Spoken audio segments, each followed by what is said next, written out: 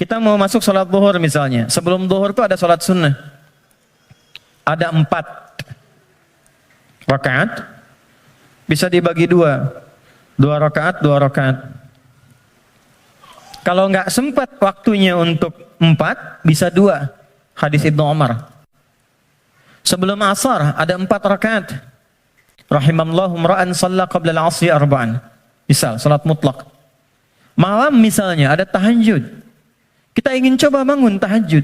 Nggak usah yang tinggi-tinggi dulu. 2 rakaat aja dulu.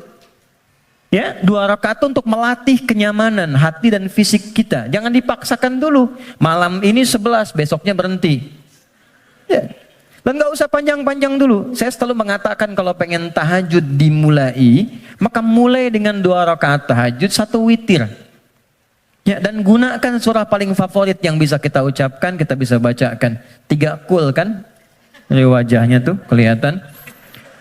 Rakaat pertama, qul a'udzu birabbil falaq, al-falaq. Ya kan? Antum kan nggak jauh dari Al-Asr, An-Nasr, Al-Kautsar, Al-Falaq, An-Nas, Al-Ikhlas. Pada ikhlas semua tuh. An-Nas. Tutup witir dengan 1 rakaat, Al-Ikhlas. Ikhlas. Saking ikhlasnya cuma 1 gitu ya. Oke. Oke. Coba dulu itu. Sampai jiwa kita merasa bosan, nyaman jiwanya. Tapi kan kita mulai merasa bosan, masa ini terus? Besok kan jadi naik kan? Jadi 4, terus tambah ad-duha, al-insyirah. Lama-lama menikmati. Nah, ketika menikmati itu yang disebut dengan halawatul iman, nikmatnya beriman. Sudah pengen pindah surat. Kalau para penghafal Quran tuh adik-adik RKM biasanya murajaah.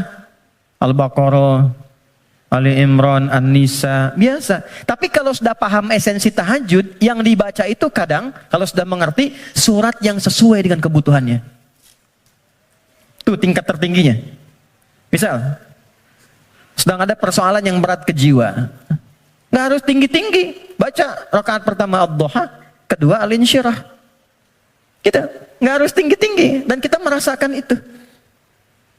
Pengen membangun hubungan baik dengan Allah, pengen taubat gitu kan, pengen mendekat, pengen jadi ahli surga, baca surat Az-Zumar misalnya. Pengen husnul khatimah, bacakan surah Al-Fajr misalnya. Ya, kan di penghujung ayatnya, ayat 27 sampai dengan ayat 30. Ya kan? Sampai terasa kenikmatannya.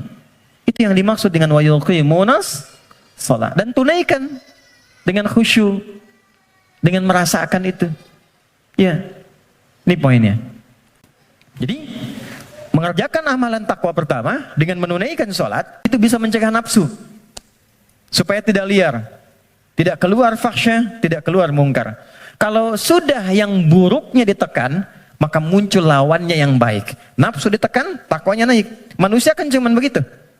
Ya, yang keluar di lisan itu kan cuma 2. Kalau bukan kata-kata baik, kata-kata buruk kan. Kalau buruknya nggak ada, baiknya keluar. Kalau pulsa kebaikannya banyak, dia yang keluar. Tapi kalau buruknya banyak, baiknya kosong, buruknya naik, baiknya tertekan. Itu aja. Itu yang dimaksud al-imanu yazidu wa yantaqis. Yazidu bitta'ah, yantaqis bil maksiat. Kalau bermaksiat, naik buruknya. Kalau bertaat, naik baiknya. Ini konfirmasi awal.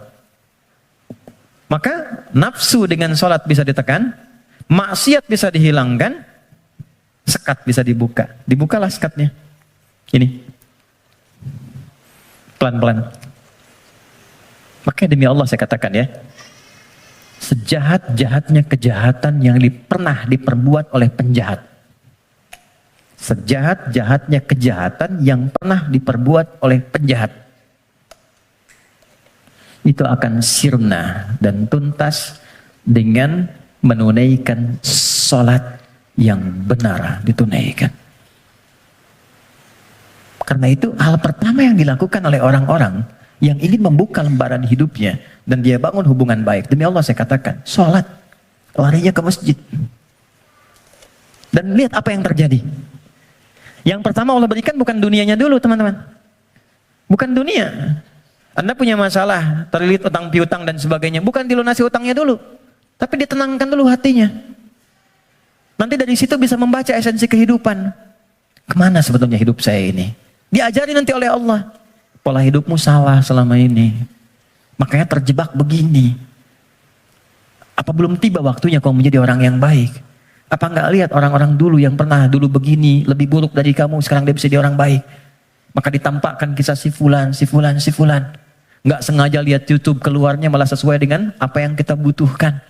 Dibuka. Nanti setelah sadar, keluar air mata tuh. Tenang, lapang, tiba-tiba ada orang datang di samping. Yang sudah lama nggak kita kenal tuh.